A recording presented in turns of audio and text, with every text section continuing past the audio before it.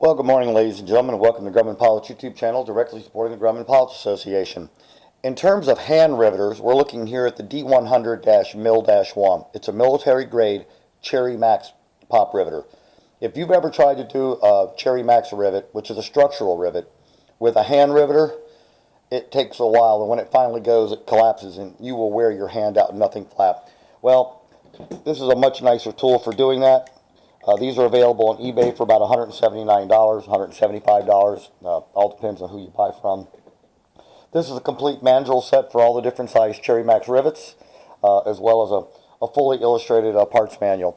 So anyway, if you're going to be doing Cherry Max rivets, if you're a shop or you're thinking about doing any structural work on airplanes, you definitely want to get one of these. If not, if you're just a casual riveter and occasionally you might have to do a Cherry Max rivet under the supervision of your A&P, then a hand riveter is going to do fine. The ones from Harbor Freight, I guarantee you'll break a couple of them. Don't ask me how I know this.